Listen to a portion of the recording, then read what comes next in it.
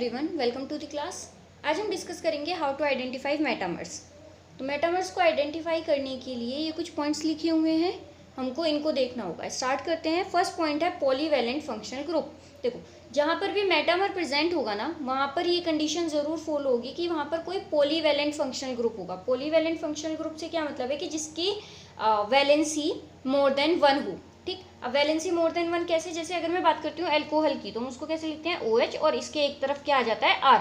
That means आप इसके एक तरफ ही एल्काइल ग्रुप लगा सकते हो, तो ये क्या हो गया? मोनोवैलेंट, मतलब इसकी वैलेंसी कितनी है? एक है। ठीक है, जबकि अगर हम बात करते हैं ईथर की, तो ईथर क्या होता है? O, और इधर दोनों तरफ वैलेंसी खाली होती है। दैट मीन्स इसकी जो वैलेंसी है वो मोर देन वन है, तो ये कैसा फंक्शनल ग्रुप हो जाएगा? Polyvalent functional group. आप इसके तरफ दोनों तरफ कोई भी यहाँ पर एल्काइल ग्रुप्स अटैच कर सकते हो। ठीक है, तो इसी तरीके से कुछ पॉलीवैलेंट फंक्शनल ग्रुप्स होते हैं, जैसे कि ईथर हो गया, उसके बाद कीटोन हो गया। ठीक है, anhydride, 2 degree amine, 3 degree amine, मतलब सेकेंडरी और टर्शियरी एमीन। प्राइमरी एमीन क्यों नहीं हो सकता? क्योंकि प्राइमरी एमीन में क्या होता है? प्राइमरी एमीन NH2 और इधर साइड R है ना, तो यहाँ पर क्या है कि सिर्फ एक ही वैलेंसी है इस तरीके से। ठीक है, NH2 ही तो होता है, तो यहाँ पर क्योंकि एक वैलेंसी है इसलिए ये पॉलीवैलेंट नहीं होगा। जबकि अगर हम NH की बात करते हैं, यानी कि सेकेंडरी एमीन की, तो इसमें 2 वैलेंसी हैं और टर्शियरी एमीन में 3 वैलेंसी हैं। तो ये किसके एग्जाम्पल हो गए? पॉलीवैलेंट फंक्शन ग्रुप के।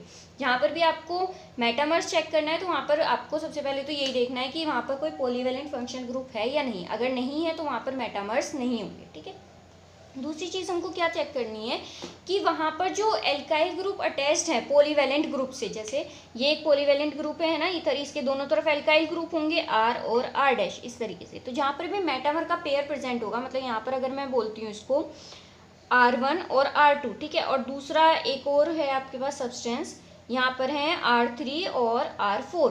तो आप यहाँ पर चेक करेंगे कि जो यहाँ पर R1 और R2 थे, अभी वो चेंज होकर किस में कन्वर्ट हो गए हैं? R3 और R4। मतलब R1 किस में चेंज हो गया? R3 में, और R2 किस में चेंज हो गया? R4 में। इसका मतलब जो फंक्शनल ग्रुप है उसके दोनों तरफ की जो आप कह सकते हो एल्काइल ग्रुप, उनका साइज चेंज हो गया है, वो चेंज हो गए हैं। ठीक है, R1 से R3 हो गया, R2 से R4। देखो, ये दोनों सेम हो सकते हैं, R1 और R2, कोई दिक्कत नहीं है। R1 इक्वल हो भी सकता है R2 के और नहीं भी हो सकता है, कोई दिक्कत नहीं। ठीक है, इक्वल भी होगा तो भी चल जाएगा, कोई परेशानी नहीं। इसी तरीके से R3 R4 के इक्वल भी हो सकता है और नहीं भी, वो कोई दिक्कत नहीं है। ठीक है, लेकिन R1 और R3 इक्वल नहीं होने चाहिए, और ऐसे ही R2 और R4 इक्वल नहीं होने चाहिए, ये कंडीशन है। ठीक है, R1 और R2 ये इक्वल हैं या नहीं है उससे मतलब नहीं है, R3 R4 इक्वल हैं या नहीं है उससे मतलब नहीं है, लेकिन R1 और R3 इक्वल नहीं होने चाहिए और R2 और R4 नहीं इक्वल होने चाहिए। ठीक है, इतनी बात समझ में आ गई? तो ये 2 मेन कंडीशंस हैं। उसके बाद एक कंडीशन आपको पता ही है कि अगर हमको इसमें आइसोमर चेक करने हैं कि आइसोमर है या नहीं, तो उसके लिए मॉलिक्यूलर फार्मूला जो है वो सेम होना चाहिए। मॉलिक्यूलर फार्मूला में कोई चेंज नहीं होना चाहिए, ये हम हर बार डिस्कस करते हुए आ रहे हैं। और लास्ट पॉइंट है कि जो नेचर है मल्टीपल बॉन्ड का या फंक्शनल ग्रुप का या सब्स्टिट्यूएंट का, वो नेचर चेंज नहीं होगा। मतलब अगर कहीं पर मल्टीपल बॉन्ड आ रहा है, डबल या ट्रिपल बॉन्ड, तो वो आएगा ही। फंक्शनल ग्रुप जो है उसका नेचर चेंज नहीं होगा। जैसे हमने फंक्शनल आइसोमेरिज्म में देखा था, वहाँ पर नेचर चेंज हो रहा था, है ना। यहाँ पर ऐसा कुछ नहीं होगा, यहाँ पर नेचर चेंज नहीं होगा। अगर ये ईथर है तो ईथर ही रहेगा। ठीक है, आई होप इतनी बात समझ में आ गई होगी। अब कुछ एग्जाम्पल कर लेते हैं, उससे आपको ये बिल्कुल क्लियर हो जाएगा। बस इतना ही है, इतने ही पॉइंट्स आपको याद रखने हैं। ठीक, तो जैसे हमारे पास एक एग्जाम्पल है CH3 CH2 O CH2 CH3।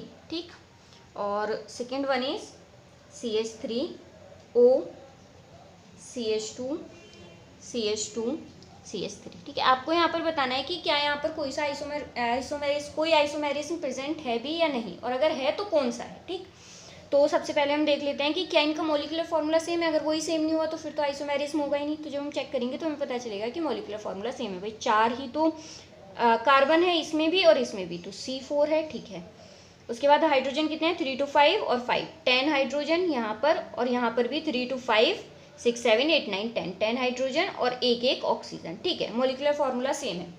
हम चेक करेंगे कि क्या यहाँ पे कोई पॉलीवैलेंट फंक्शन, इसका मतलब कोई ना कोई आइसोमेरिज्म तो प्रेजेंट है। अब चेक करेंगे कौन सा। तो देख लेते हैं, मेटामर के लिए हमें क्या चाहिए? Polyvalent functional group. हाँ, है यहाँ पर। ठीक है, क्या इसकी नेचर चेंज हो रही है? नहीं, यहाँ पर भी इथर है, यहाँ पर भी इथर है, नेचर भी सेम है और पॉलीवैलेंट ग्रुप भी है। अब हमें चेक करना है इसके दोनों तरफ जो एल्काइल ग्रुप अटैच्ड हैं उनके साइज को। तो इसके एक तरफ तो ये वाला एल्काइल ग्रुप अटैच्ड है और एक ये वाला अटैच्ड है, ठीक है। ऐसे ही अगर हम बात करें तो यहाँ पर ये अटैच्ड है और ये अटैच्ड है। अगर आप यहाँ पर देखते हो तो ये दोनों इक्वल हैं, ठीक है। लेकिन मैंने कहा था कि R1 और R2 तो इक्वल हो सकते हैं, ठीक, उसमें कोई दिक्कत नहीं। लेकिन R1 जो है वो R3 के इक्वल नहीं होना चाहिए और R2 R4 के, ये आपस में इक्वल नहीं होने चाहिए, ठीक है। तो देख लेते हैं, यहाँ पर ये है इथाइल, ठीक, 2 कार्बन है, यहाँ पर क्या है 1 कार्बन है मिथाइल, यहाँ पर भी 2 कार्बन है इथाइल और यहाँ पर 3 कार्बन है। यहाँ पर 2 कार्बन थे, यहाँ पर 1 कार्बन है, यहाँ पर भी 2 कार्बन थे, यहाँ पर 3 कार्बन है। दैट मीन्स जो R1 है वो R3 के इक्वल नहीं है और R2 R4 के इक्वल नहीं है, दोनों में चेंज है। इसका मतलब यहाँ पर कौन से टाइप का आइसोमेरिज्म प्रेजेंट है? मेटामेरिज्म।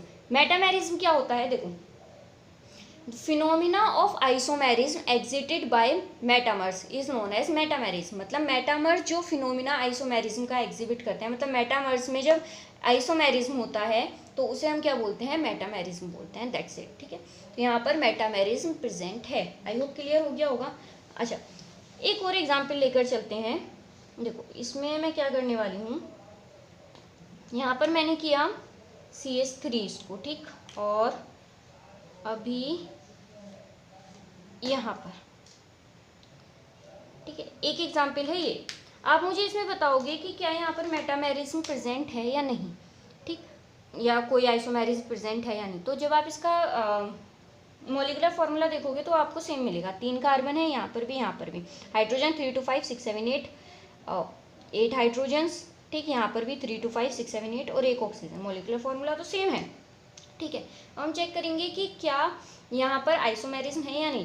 भाई जरूरी नहीं है कि अगर मॉलिक्यूलर फॉर्मूला सेम हो तो आइसोमेरिज्म हो ही, ठीक। उसके लिए आपको क्या देखना पड़ेगा कि इनकी फिजिकल और केमिकल प्रॉपर्टीज में कोई चेंज हो रहा है या नहीं हो रहा है।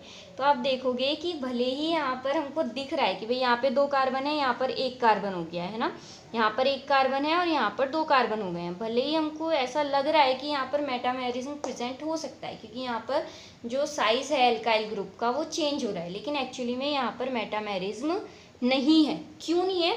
क्योंकि हमने इसी वाले को, फर्स्ट वाले को उल्टा करके यहाँ पे लिख दिया, ठीक है। इधर साइड से हमने काउंटिंग स्टार्ट करी, मतलब इसको पहले लिखा, फिर इसको लिखा, फिर इसको लिखा। तो दैट मीन्स इनमें कोई हमने चेंज नहीं किया है, बस हमने इसको उल्टा करके रख दिया है। भाई मेरे पास एक ये मार्कर था, अभी मैंने क्या किया, इसको उल्टा करके ऐसे रख दिया। तो इसमें एक्चुअली में हमने कोई चेंज किया नहीं है, ना इसकी कनेक्टिविटी में कोई चेंज हुआ है ना कुछ भी। तो यहाँ पर मेटामेरिज्म प्रेजेंट नहीं होगा क्योंकि एक्चुअली में तो कोई चेंज नहीं है। ये दोनों आपस में किस टाइप के हैं? ये दोनों हैं आइडेंटिकल। सेकेंड थिंग आप कैसे पता लगा सकते हो? तो देखो, मैंने आपको बताया था कि हम जितने भी स्ट्रक्चरल आइसोमेरिज्म पढ़ेंगे उनमें आप एक चीज़ देखोगे कि उनके IUPAC नेमिंग में कहीं ना कहीं कुछ ना कुछ चेंज जरूर होगा।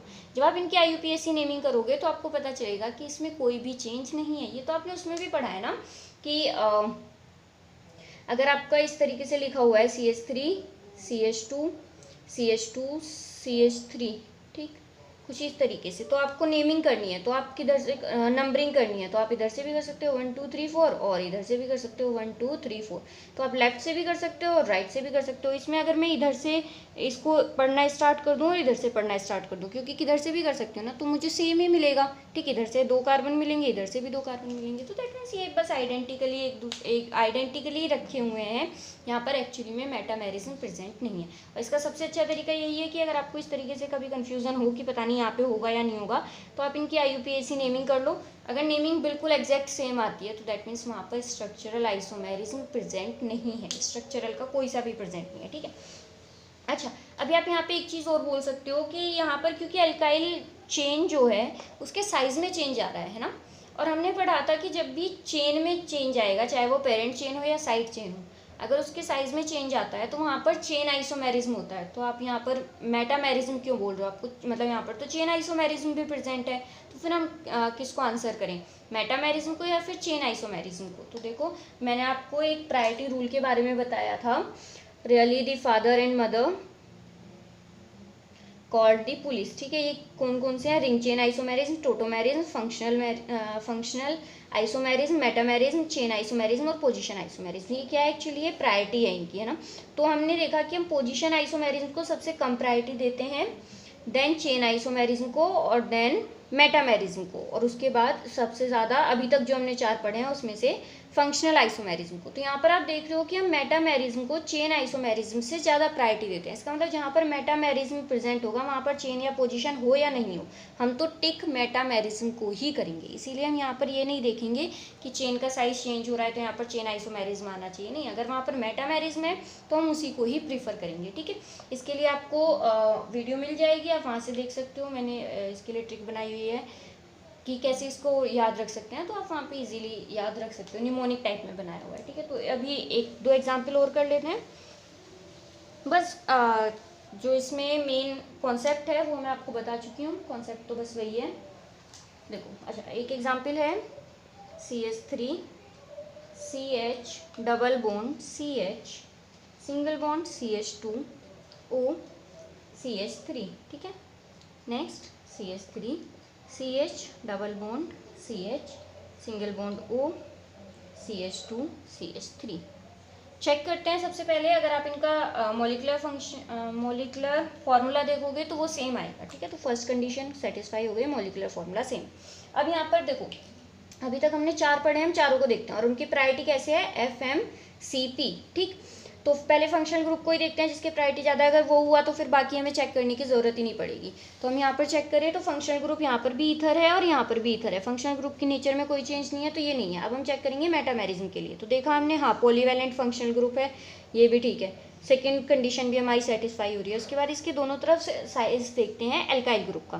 तो यहाँ पर अगर मैं एल्काइल ग्रुप का साइज देखती हूँ तो यहाँ पर 4 कार्बन है, जबकि यहाँ पर 3 कार्बन, इधर तरफ 1 कार्बन, जबकि यहाँ पर 2 कार्बन। दैट मीन्स जो साइज है एल्काइल चेन का वो क्या हो रहा है, वो हो रहा है चेंज, राइट। तो ये वाली कंडीशन भी सेटिस्फाई हो गई। अब यहाँ पर एक मल्टीपल बॉन्ड है ना, ये रहा डबल बॉन्ड, कि यहाँ पर भी डबल बॉन्ड है, ऐसी का ऐसी एग्जिस्ट कर रहा है। ना तो डबल बॉन्ड की नेचर में कोई चेंज हुआ है, ना ही फंक्शनल ग्रुप की नेचर में कोई चेंज हुआ है। डबल बॉन्ड की नेचर में कैसे चेंज होता है वो आपको जब हम रिंग चेन आइसोमेरिज्म पढ़ेंगे तब आपको समझ में आएगा, और फंक्शनल ग्रुप की नेचर में कैसे चेंज होता है वो आपको फंक्शनल आइसोमेरिज्म में समझ में आ गया होगा, आई होप। ठीक है, तो ना ही तो फंक्शनल ग्रुप की नेचर में कोई चेंज है, ना मल्टीपल बॉन्ड की नेचर में कोई चेंज है, नेचर भी सेम है। तो दैट मीन्स यहाँ पर सारे के सारे जो भी पॉइंट्स हैं वो फॉलो हो रहे हैं। तो यहाँ पर किस टाइप का आइसोमेरिज्म होगा, मेटामेरिज्म। ठीक है, आई होप क्लियर हो गया होगा। नेक्स्ट देखो, इतना ज़्यादा जितना मैं आपको बता रही हूँ ना, इतना कि पहले आप ये चेक करो वो चेक करो, जैसे ही आपको थोड़ी सी प्रैक्टिस होगी तो आपको इतना कुछ देखने की ज़रूरत ही नहीं पड़ेगी। आप सीधे सीधे देख के आपको आइडिया लग जाएगा कि अच्छा यहाँ पर तो ये वाला प्रेजेंट है। ठीक है, जैसे आप पॉलीवैलेंट देखोगे आपका माइंड सबसे पहले जाएगा और देखोगे कि ये सेम है, मतलब डिफरेंट चेंज नहीं हो रहा है फंक्शनल ग्रुप, तो आपका माइंड ऑटोमेटिकली सबसे पहले मेटामेरिज्म की तरफ ही जाएगा। CH2 CH2 CH3। अब देख लो, मॉलिक्यूलर फार्मूला तो सेम होगा। यहाँ पे मुझे पॉलीवैलेंट फंक्शनल ग्रुप दिख रहा है जो कि चेंज भी नहीं हो रहा है, कीटोन का कीटोन है। इसके दोनों तरफ अगर मैं देखती हूँ तो यहाँ पर 2 कार्बन है, जबकि यहाँ पर सिर्फ 1 कार्बन है। यहाँ पर अगेन 2 कार्बन है, जबकि यहाँ पर 3 कार्बन है। ठीक है, तो पॉलीवैलेंट फंक्शनल ग्रुप है जिसकी नेचर भी चेंज नहीं हो रही है, लेकिन दोनों तरफ के जो एल्काइल ग्रुप अटैच्ड हैं उनका साइज चेंज हो रहा है। तो यहाँ पर कौन से टाइप का आइसोमेरिज्म होगा, मेटामेरिज्म। आई होप आपको कॉन्सेप्ट समझ में आया होगा। इसके बाद भी अगर आपको कोई डाउट रह जाता है तो आप मुझसे कमेंट बॉक्स में पूछ सकते हैं। अगर आपको कोई सजेशन देना है वो भी आप कमेंट बॉक्स में बता सकते हैं। Thank you for watching.